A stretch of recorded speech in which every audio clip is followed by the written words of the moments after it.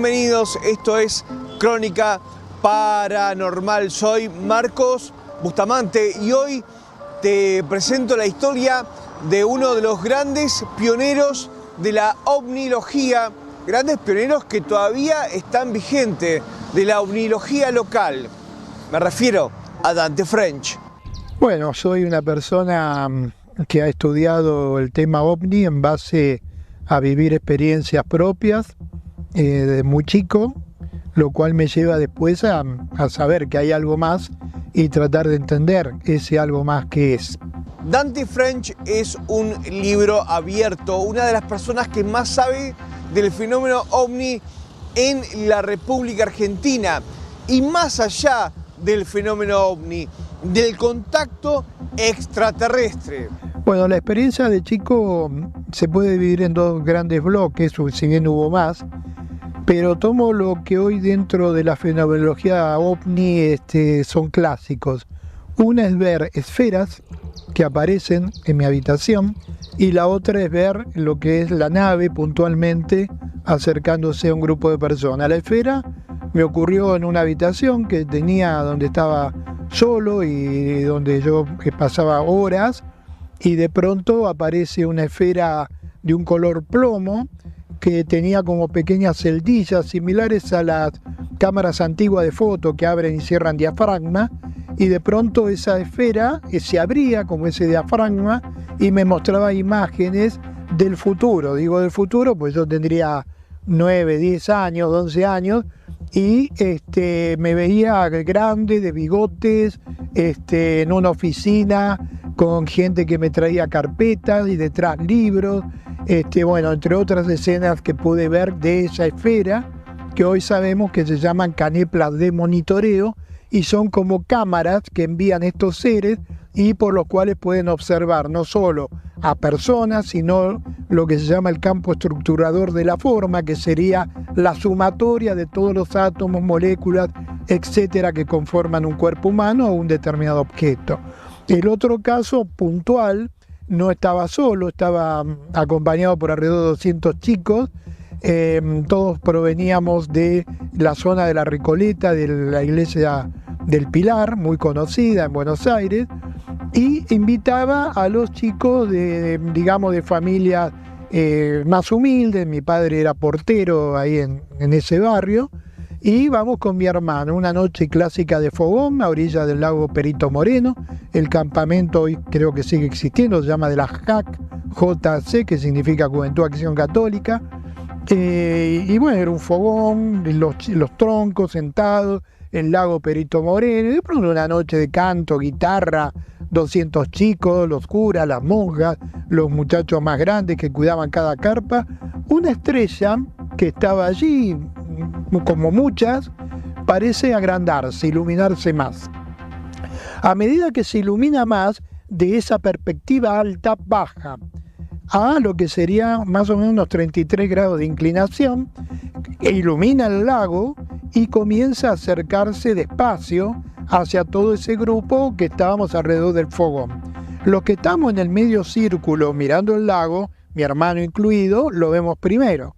Entonces la gente se paraba, miraban qué es eso, los chicos que estaban todos sentados alrededor daban vuelta, giraban, se caían, corrían y todos se van corriendo para el campamento. Yo me quedo sentado, en ese instante no puedo decirlos por qué, ahora sabría, y eso viene, era como un escudo, porque tenía como una concavidad que se veía perfecta, una luz esplendorosa como no se puede describir, de un color dorado, anaranjado, era algo fulgurante, bien ilumina, y yo lo veo y se queda arriba un segundo, porque así como vino en línea recta, se detiene un segundo y hace un giro como una L y va hacia el bosque donde había cancha de fútbol, hacíamos deporte, y yo me levanto del tronco y me voy caminando hacia ese bosque. Cuando veo que baja despacio entre los árboles, se ve la luz que va pasando. Paralelamente,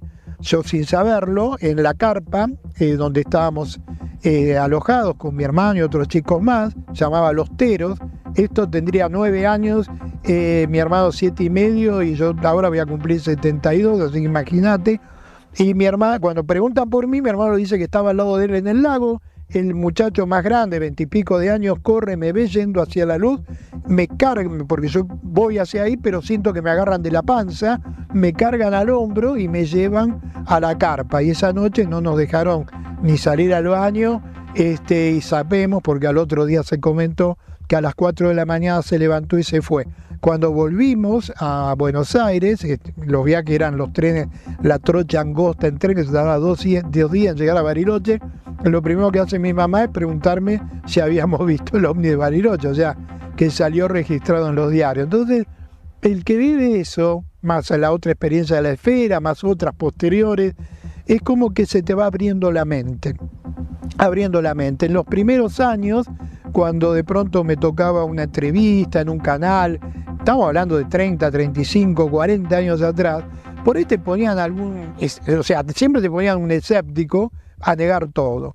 Y yo, bueno, los escuchaba porque la verdad que entiendo a aquel que por ahí nunca vio nada, que puede descreer, puede pensar que uno, no sé, se dedica a esto por un negocio o lo que sea. Yo tenía una mini empresa de construcción, tapadísimo de trabajo, y por ahí tenía un llamado para me invitaban a dar conferencias en el exterior o en Rosario, en el Patio de la Madera, lleno a reventar el Patio de la Madera 2 días. Entonces, bueno, la vida me fue llevando a esto desde ese principio, pero durante todo un periodo de años y años y años de continuidad en la observación de estas naves, en recibir llamados para ir a determinados lugares, ir a esos lugares, las naves venir y dejar en muchos casos huellas o señales o cuestiones que pudimos fotografiar, etcétera, etcétera. Así que toda una vida dedicada a transmitir esto que me tocó vivir y que sé que a muchísimas, millones y millones de personas del mundo han tenido experiencias también similares o parecidas. Ya hablamos de esa primera experiencia de Dante, de ese encuentro en la habitación con esa esfera metálica. Y ahora viene la gran experiencia de contacto, la experiencia que tiene en el Cerro Uritorco. Podemos decir que las experiencias, esos llamados, esas cuestiones de observar, la realidad de ello lo demostraba la cantidad de gente que en muchísimos casos, como el de Bariloche que conté recién, que estaba alrededor. Pero me ha pasado otros casos en donde éramos menos personas, pero siempre el objeto aparecía y había otros que los veían.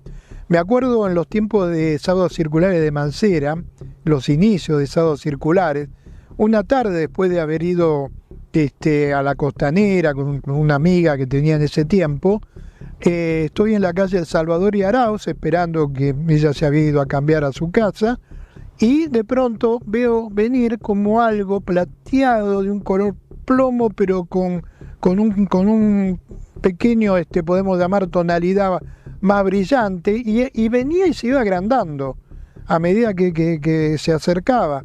Y de pronto cuando pasa por lo que era El Salvador y Arauz en este momento, ya esta chica había venido, había otras personas, había autos, taxis, personas caminando, lo vemos. Era como un edificio acostado, con el domo superior, el domo inferior, las ventanas, todas esas ventanas se iban moviendo despacio, iba teniendo como un leve bamboleo.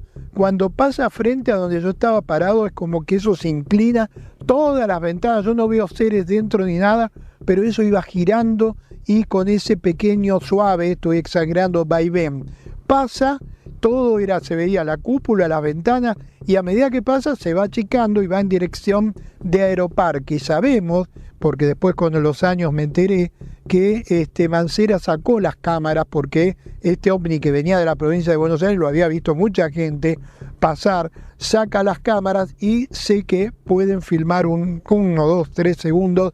Cuando llega a la parte más alejada que yo lo veo, es como que parecería que vibra y se va despedido para arriba. Por eso Mancera después durante muchos años era el tema predilecto de él y lo tocó muchísimas veces.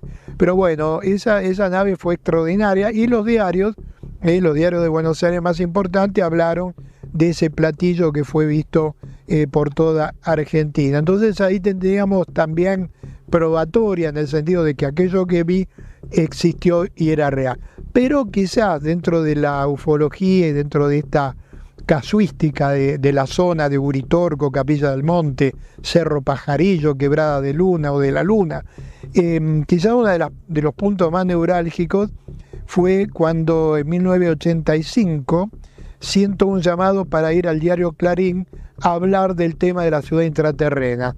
Voy al diario Clarín y sin invitación y sin nada, y me presento y digo que quiero venir a hablar de una expedición que va a haber en búsqueda de ARC y del tema del contacto extraterrestre, extraterrestre, me dice el guardia de seguridad. Sí, llama arriba y pregunta por Araveraz.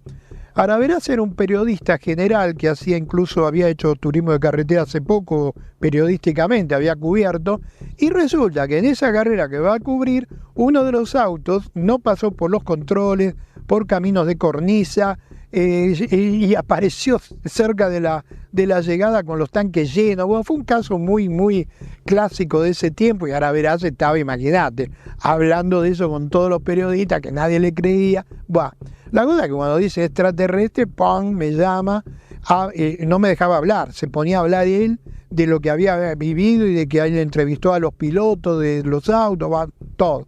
Yo le explico lo que voy a hacer, a los 3 días lo publica Clarín. Cuando venimos a esta zona, yo estoy en la quebrada de Macero, que queda detrás del Cerro Pajarillo, la noche del 9 de enero de 1986, esperando un contacto programado entre las 11 de la noche y las 12 de la noche del 9 de enero para el 10.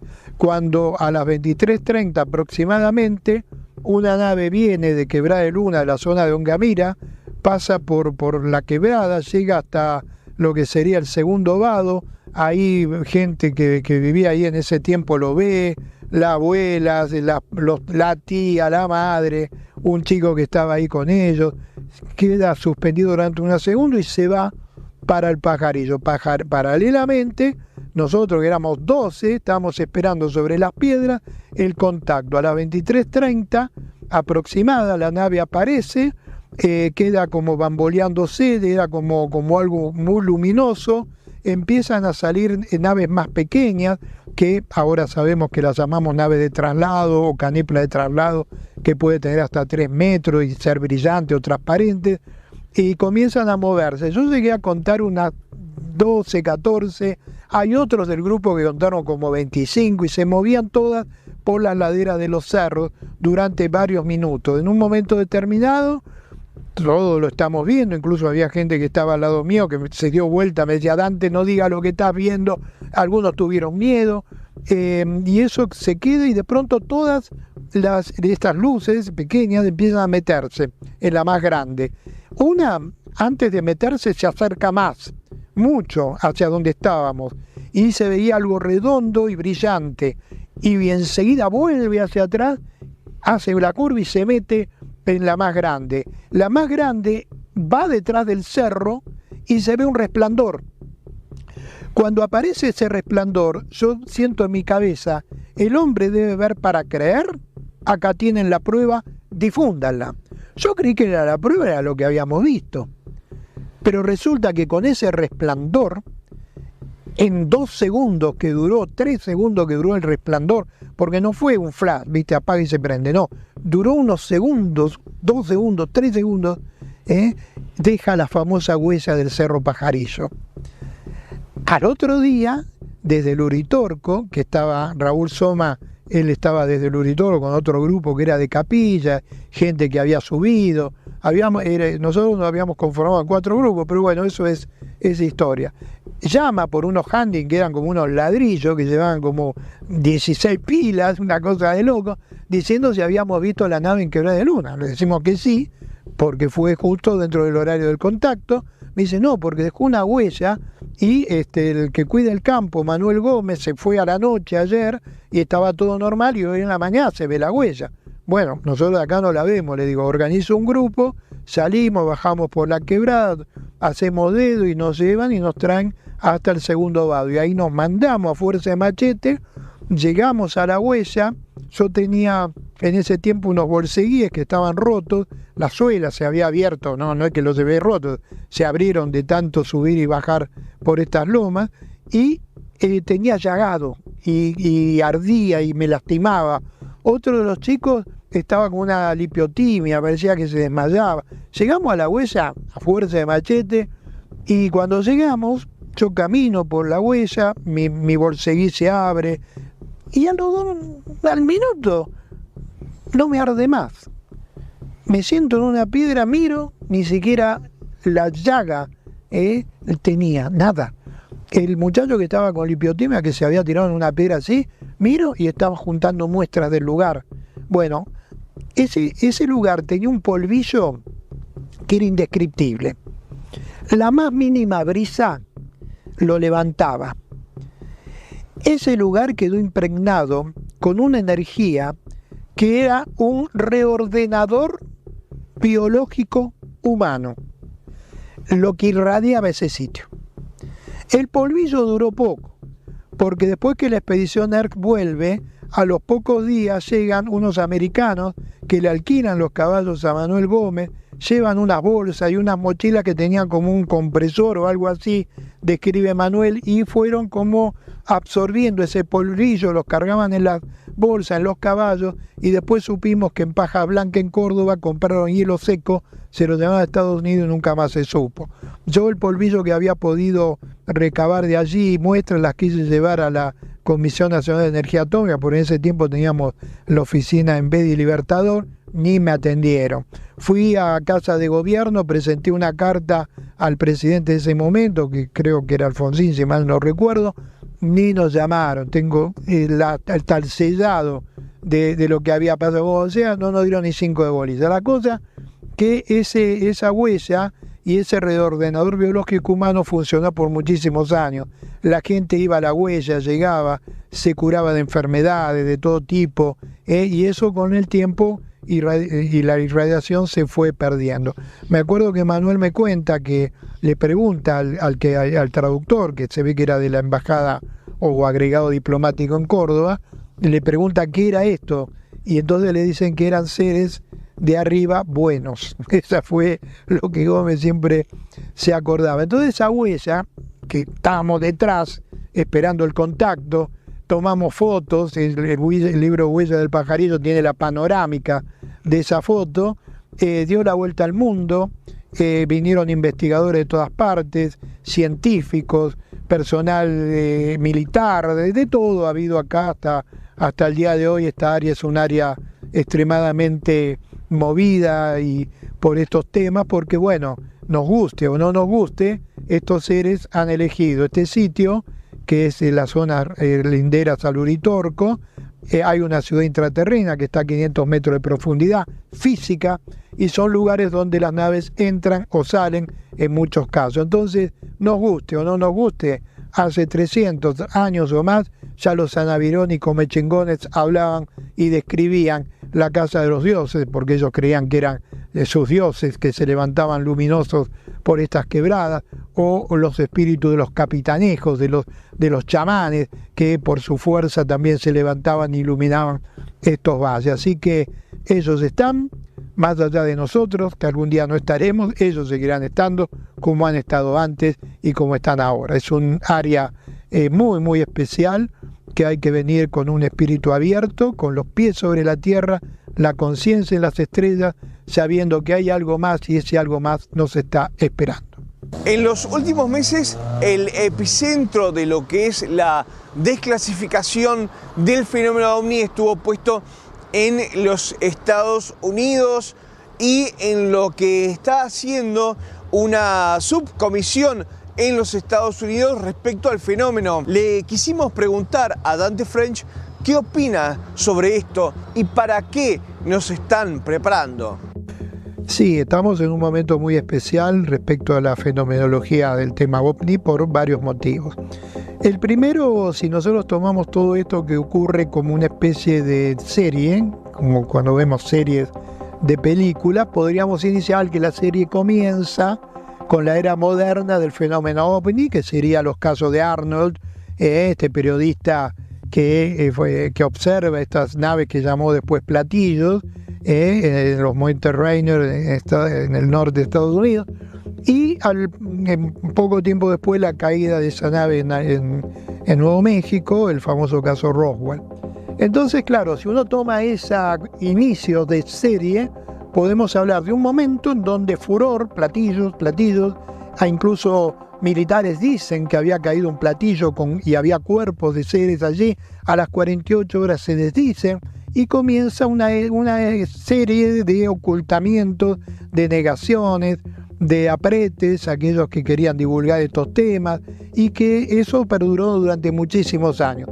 Pero fue generando como una especie de caldera de presión que se levantaba, que era la presión de los que estudiaban estos temas, sabían que algo había. La presión de los testigos que querían callar, pero sabían que había pasado tal o cual cosa. La presión de los científicos que habían podido estudiar, indagar, la presión de los pilotos que habían visto las naves, la presión de los astronautas que habían vivido experiencias en el espacio. Todo eso generó una olla de presión tremenda que empezó a filtrar casos que fueron a los periódicos.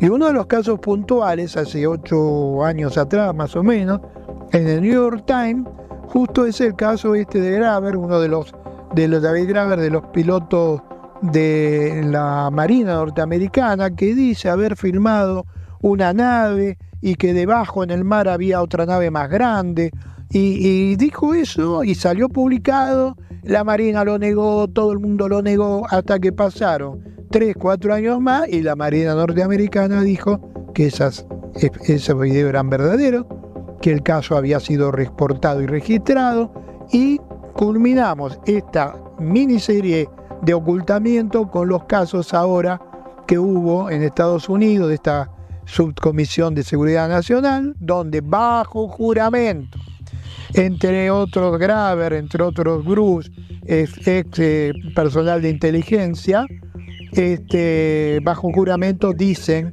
que lo que dicen haber visto existió.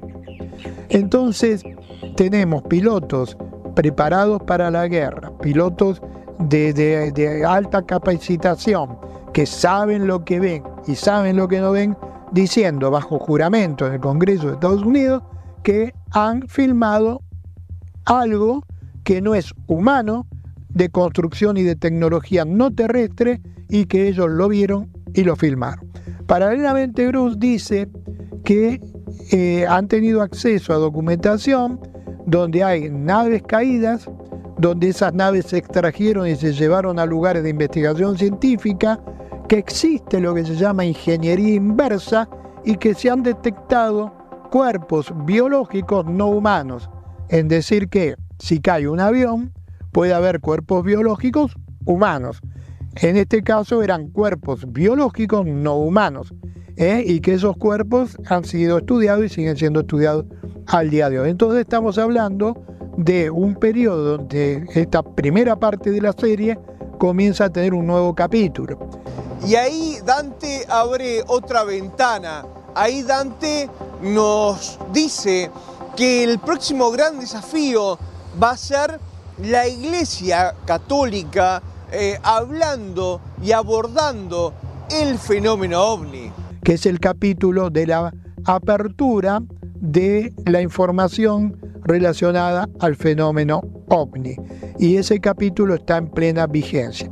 El próximo capítulo, nos vamos a adelantar acá muy especialmente para Crónica TV, es la Iglesia Católica diciendo que estas naves que hoy se ven pueden ser los llamados carros de fuego de la antigüedad.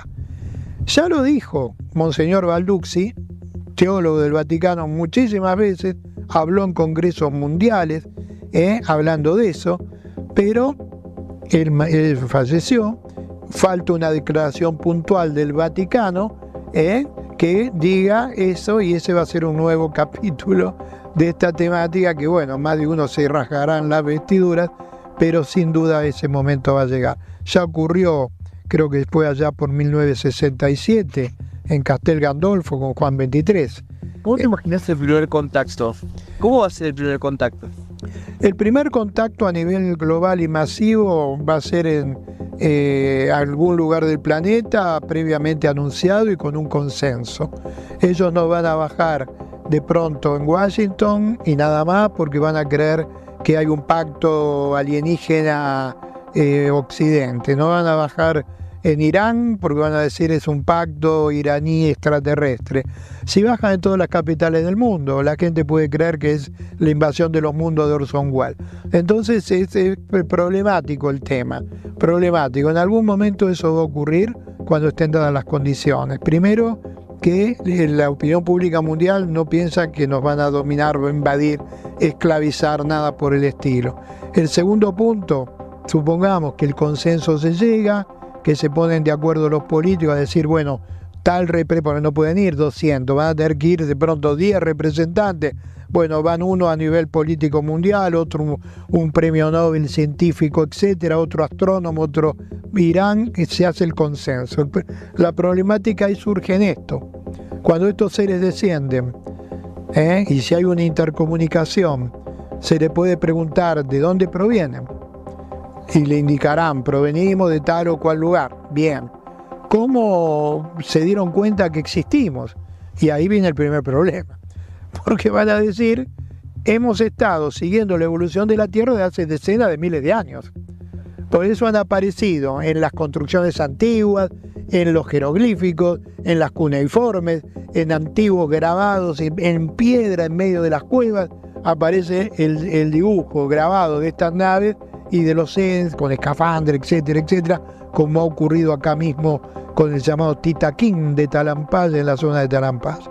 Entonces, ahí radica otro de los graves problemas actuales, que es no solo el consenso para que puedan bajar y que haya embajadores de la Tierra con consenso para intercambiar información con ellos, y después cuando planteen que han estado de siempre, que forman parte de nuestra historia, que son los llamados vimanas, de los hindúes, carros de fuego, de los libros sagrados judíos, las nubes resplandecientes del Nuevo Testamento, del carro del Borak resplandeciente del Corán, y de las cientos de descripciones de las distintas culturas de la Tierra.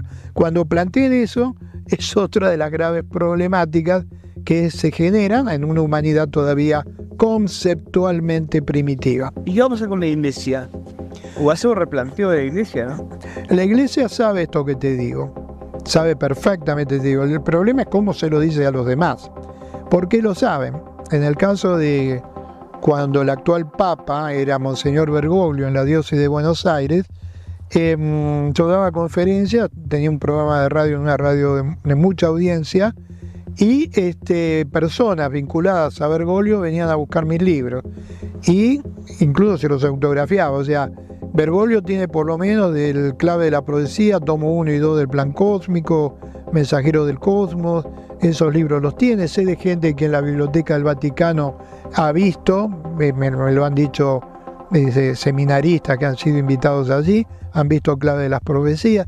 Entonces yo sé que el Papa sabe perfectamente esto, el tema es cómo se lo dicen a las diócesis, ya demasiados problemas hay en el mundo y bueno, ese es uno de los problemas. El tema de los pastores evangélicos, ahí más difícil el tema todavía, pero he hablado con más de un pastor, incluso he hecho programas de televisión en el exterior, una serie de pastores evangélicos, 100 en la tribuna, y Argüelles, el decodificador del calendario maya, un matemático, físico matemático que lo acompañaba, Leonid, la mujer de Argüelles, y Rus, el hijo del descubridor de Palenque, en un programa, ya me acordaré el nombre, pero bueno, tengo incluso el video de ese programa, donde los pastores negaban todo. Entonces uno le planteaba con argumento y la negación era por una cuestión simplemente conceptual. Es un programa muy interesante donde había de distintas religiones, en un canal amigo que ya no está más, que era Infinito en su momento, y me acuerdo que eran de todas las religiones, y me invitan a mí, y al final fue un concepto generalizado, hasta de los gnósticos, que estaba Escudé en ese caso, que ya falleció lamentablemente, también diciendo que sí, que no hay ninguna duda que estos son las naves observadas en el pasado descriptas con 500 nombres en los distintos libros sagrados que hoy la humanidad puede tener acceso. En el final de esta nota que realizamos en su lugar en el mundo, que es en Quebrada de Luna, allá en Córdoba, le pedimos a Dante que deje un mensaje para los futuros investigadores. El mensaje para el estudioso investigador de este tema es que lo investiguen con una mente abierta, no negacionista, sabiendo de que en este mar del universo no estamos solos. Que estudien el fenómeno OVNI no solo desde la actualidad, sino de la perspectiva del tiempo. Y cuando hagan eso van a encontrar una tremenda y majestuosa información que no hay que soslayar. La evidencia nos muestra que estos seres tienen unas tecnologías que nos llevan, si no son cientos, miles de años de evolución, que no vienen a hacer ningún tipo de daño, invadir, dominar a la humanidad, y que tengan más que nada la conciencia en las estrellas y los pies sobre la tierra, sabiendo que esto es una realidad, existe, y que más allá de lo que puedan ver, tienen que empezar a sentir, porque los jóvenes tienen mayor percepción extrasensorial, porque su evolución es mayor a la nuestra. Yo nazco antes de la propia TV, cuando la televisión era un mueble que la tenían que bajar 4 o 5 personas, y hoy tenés la televisión en un microchip y podés ver lo que quieres en cualquier parte del mundo. Entonces ese avance que tienen los jóvenes les tiene que abrir una nueva perspectiva respecto a esta otra visión de estos seres y de estas civilizaciones que esperan que la humanidad madure para establecer el contacto definitivo.